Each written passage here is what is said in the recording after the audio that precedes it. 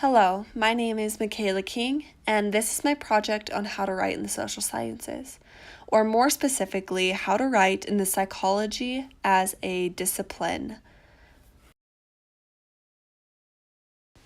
Throughout the course of this video, we will go over the organization and structure of scholarly articles, the rhetorical appeals used in academic journals, and the tone of voice specific to psychology and how they use this to benefit them as a science.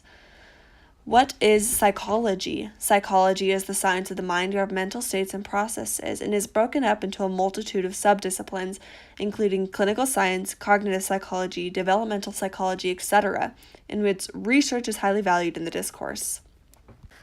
In order to communicate findings with fellow colleagues or a research group or mentors, scientists must be able to present findings or thoughts effectively through discipline-specific writing techniques. In the organization and structure of psychology journals, it always must begin with an abstract, something that will detail what is going to go on at the end of the paper. Next, you'll have an introduction, which will explain what possible experiments are going to be talked about later in the paper and how these will relate to their possible hypothesis.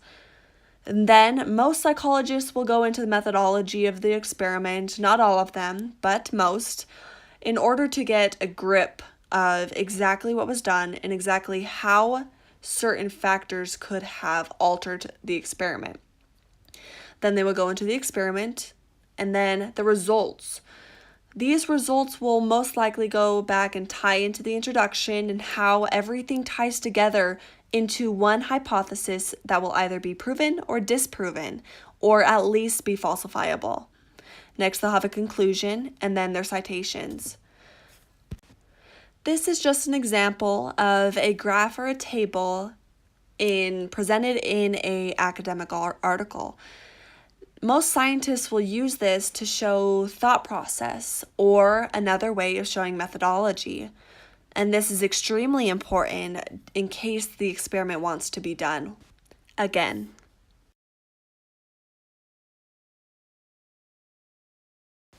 This is where we will begin a rhetorical analysis, or how we will understand how logos, ethos, and pathos are used in the field of psychology.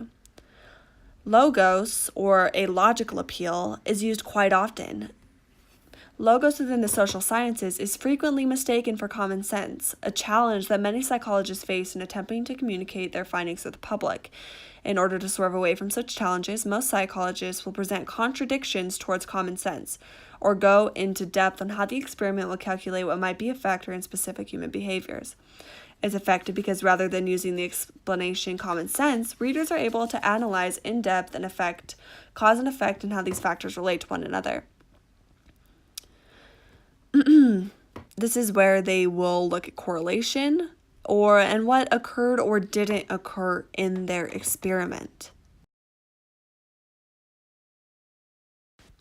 It is a common misconception that pathos is used frequently within academic articles published in the psychological discipline. However, according to Francis Friedrich, a cognitive psychologist up at the U, pathos is to be avoided at all costs, unless in the case of using humor, which is used quite often. When using emotion to present your findings, it could skew credibility and harm the experiment validity. Rather than attempting to appeal to the audience, psychologists attempt to understand the audience on a fundamental level.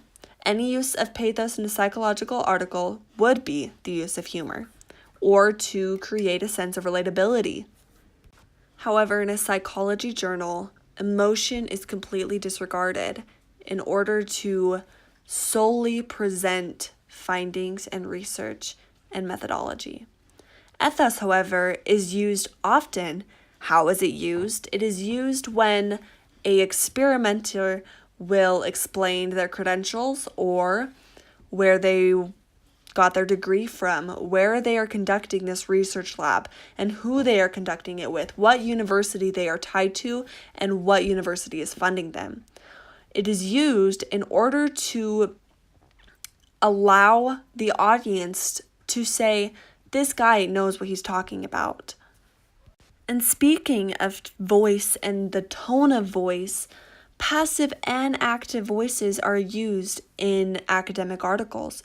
It is usually one or the other. However, psychologists use passive voice in order to avoid blame and responsibility, and use active voice in order to get their point across. Psychologists avoid using terms such as always or never, and the use of passive voice avoids responsibility and reaffirms the idea that psychologists and that people and ideas are subject to change and that nothing is definite.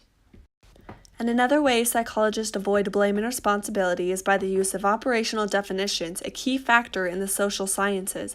They use these to define in their own words what they believe the concept they are talking about means. It is mandatory to operationally define any constructs within the realm of psychology. For example, most articles and theses will have a keyword section that will detail constructs that they will define in the article.